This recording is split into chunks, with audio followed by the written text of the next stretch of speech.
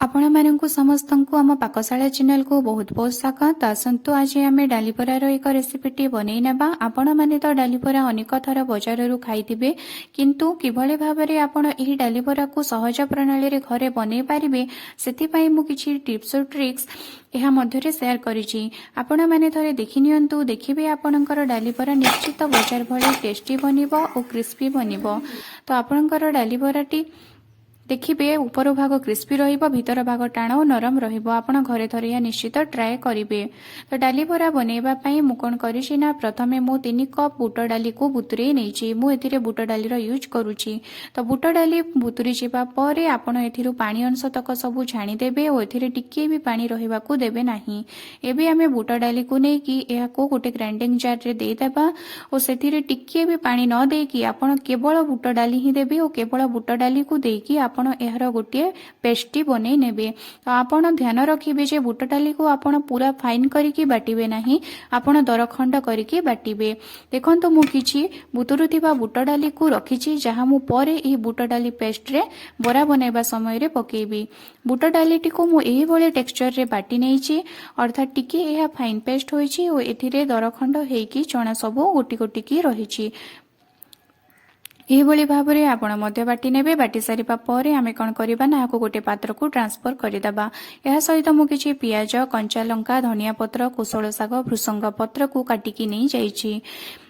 एबे आमे बुट डाली रो पेस्ट उपरे स्वाद अनुसार लूण दे देबा। ता सहित किछि लंका गुंड दे देबा। ता सहित किछि धनिया गुंड एवं जीरा गुंड मध्य दे देबा। एही सब गुंड मसला दे सारिबा परे आमे जो काटिकी रखिथिबा कंचा पियाज को दे देबा। ता सहित जो कंचा भृसंग पत्र एवं कोशल शाग दे सारिबा परे आमे आपणक राग अनुसार आमे कंचा लंका को काटिकी पकेई देबे।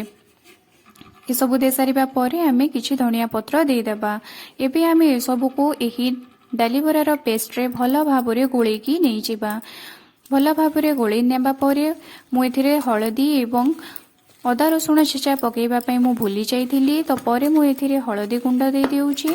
ता सहित किछि अदा रसुण छेचा मध्य मु एथिरे पकेई देउछि। ए सब को एथिरे पकेई सारिबा परे मु आउ थरे ए सब को भलो भाबरे गोळेई की नै जाउछि। जदि आपणकर डाली बरार पेस्टी पानिया होई जाइछि तो आपण कोन करिबे ना, बाइंडिंग पई एथिरे किछि बेसन गुंड दे देबे, नहेले किछि चाउल गुंड मध्य आपण दे परिबे। ए सब गुंड जदि आपणक पाखरे अवेलेबल नै न, ताहेले आपण कोन करिबे, किछि अरुआ चाउल को आपण आगरु बुतरेगी नै जिथिबे ओ ताहाकू आपण टाण पेस्ट करिके बाटी नेबे। माने सेथिरे टिके भी पानी न देकी टाण पेस्ट करिके बाटी नेबे। बाटी सारिबा परे से टाण पेस्ट को आपणकर एही डाली बरार पेस्ट रे पकेई देबे, जहा द्वारा कि एहर बाइंडिंग टा भलो आसीबो। एबे आमे डाली बरार पेस्ट को नै कि डाली बरा बनेबा।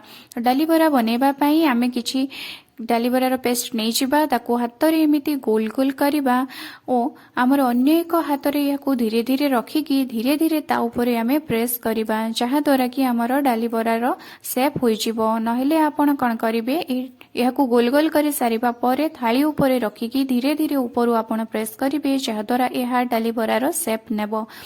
डाली बरा सबको बने सारिबा परे मु एहाकू गोटे प्लेट रे ट्रांसफर करि दिउछि। प्रथमे डाली बरा बनै नै छि, जहा द्वारा कि मते छानिबा बेले सुविधा हेबो।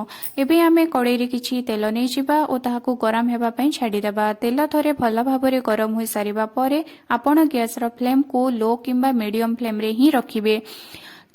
तेल को आपण अधिक गरम हेबा को देबे नाही, नहेले आपणकर डाली बरा पोड़ी जिबार संभावना रहिछि।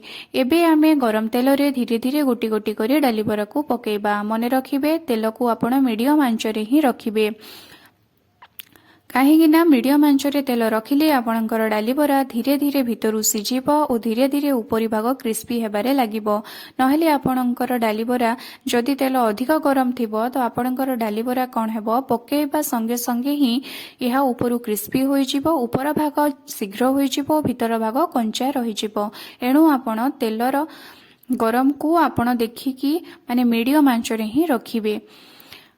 ଏହି ଡାଲି ବରା ହେବା ପାଇଁ ପ୍ରାୟତଃ 20 ମିନିଟ୍ ସମୟ ନେଇଯିବ। ଏହା ଶୀଘ୍ର ହୁଏ ନାହିଁ। ପ୍ରାୟ 5ରୁ 7 ମିନିଟ୍ ଗଲା ପରେ ଆପଣ କ'ଣ କରିବେନି, ଏହାକୁ ଧୀରେ ଧୀରେ ଏହିଭଳି ଭାବରେ ଏପଟ ସେପଟ କରି ଓଲଟେଇବେ। ତେଲରେ ପକାଇବା କ୍ଷଣି ଆପଣ ଏହାକୁ ଓଲଟେଇବେ ନାହିଁ।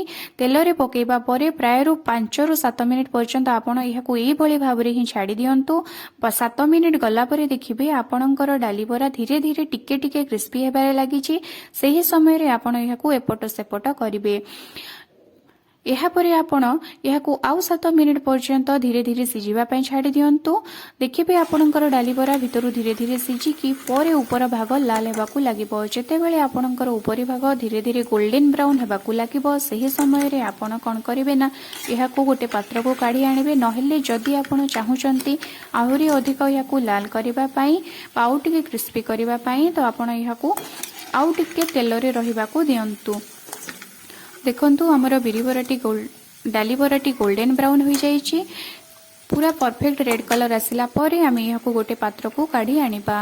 ଆପଣ ଏହିଭଳି ଭାବରେ ଘରେ ଥରେ ଟ୍ରାଏ କରନ୍ତୁ, ଦେଖିବେ ପୁରା ପରଫେକ୍ଟ ବନିବ ଓ ଟେଷ୍ଟି ଲାଗିବ।